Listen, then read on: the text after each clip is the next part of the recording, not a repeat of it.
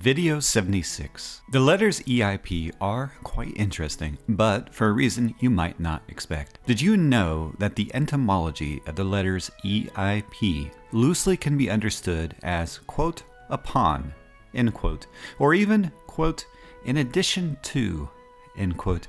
However, in the context of this channel, and for the purposes of this video, EIP will specifically mean Ethereum Improvement Proposal. And today we are going to talk about EIP-4884. And if you're wondering why, it has to do with the ANKR gaming SDK that was recently released. Also, the fact that if you attempt to search the official ANKR subreddit for mentions of EIP-4884, you'll find nothing. This tells me that you're likely to learn about something too. You might ask why I think that. I say that because if you search for concepts or specific terms to 4884, you'll see what I see, and that's a bit, quote, no search results found, end quote. So this might be new to some of you. Welcome to Unusual Due Diligence.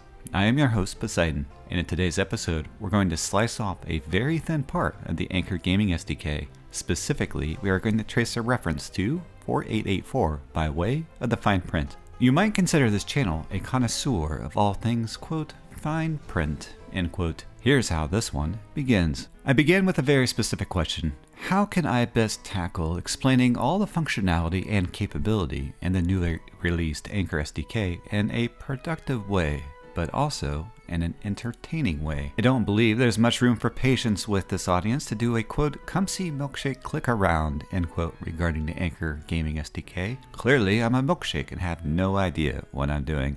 Which, hey, if you're new to the channel, you should know that. But maybe I should try doing a recording of clicking around. Maybe.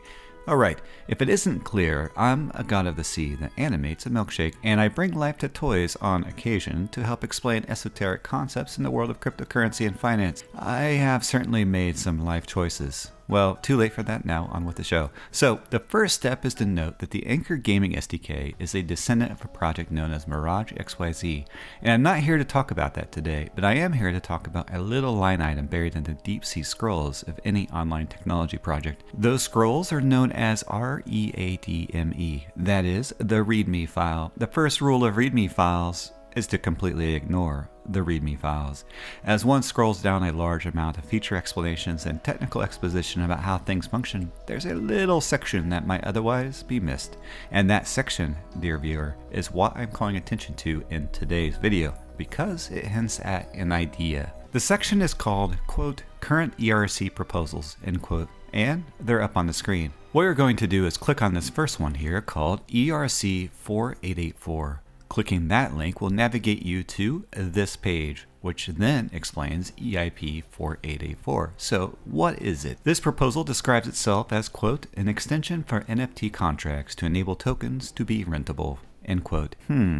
So why do we care about this little mention here? Well, it has to do with Web3 and DeFi at large, but also ANKR. And to kind of understand the bigger, broader picture, we need to step back and look at Unity's stats to really understand what's about to completely enable a new economic miracle. I have on the screen some of Unity's more impressive stats, and I cover these a bit in another video. But in today's shorter episode, I just want to note the market share of Unity for games is large. So large, in fact, that this game engine company made over $1 billion just providing the engine technology. So that's an important ingredient. Now, mobile games are certainly a key part of what you can do with the Unity game engine, but what you don't know is that a very large number of businesses and business applications make use of Unity. There's arguably a far more lucrative market for what I would call the non-gaming space within Unity. And you don't even have to go far to unpack this.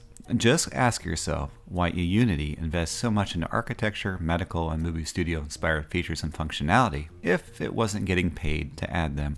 Okay, this brings us to ANKR and this EIP, and why you should be leaning in a bit. What this EIP-4884 allows for is the idea of renting digital assets from one person to another, all within the context of the ANKR distributed cloud. This is quite interesting, and certainly challenges some of the existing players in the digital asset management space. Let me explain what I mean by that. Let us say you're one of those shops that uses the 3D game engine to create photorealistic renders of the interior space of some high-end office. This is not all that uncommon of a use case. Let's say that this firm mints the images as an NFT and then rents those images to another shop to make use of it for a production photo sweep of some advertising that's going to be put up on a billboard downtown somewhere. So, if you're attentive to the idea here, you may note that there's already a digital market for assets like this, such as iStock Photo, and so many others. The idea of rents on digital assets is intriguing, and I'm not here to argue for or against the economics of them when it comes to NFTs.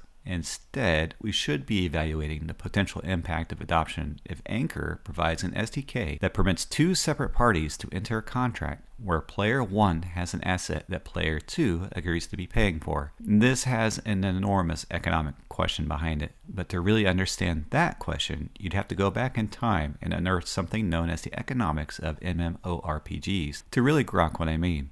And again, I am not here to enter a conversation on that point. Instead, our lens must be laser focused on adoption of the ANKR token. Would adoption increase if humans and computer services start engaging in trade on an ANKR platform that makes use of the ANKR protocol to enable cross-chain functionality, such as rents on NFTs? After all, people are assuming that humans are the ones bartering back and forth on their rent. Something tells me that won't quite be the case because of trading dynamics. Most trading systems today are driven by software systems, and that is the extent of that argument. There's more to go onto these topics, but we are simply out of time today. At the very least, I've shown you a little corner of the ANKR Gaming SDK, one where there's very little coverage on, and one that's very interesting. So, until next time, this is Unusual Due Diligence. I'm your host Poseidon, God of the Sea. Make some waves, my friends.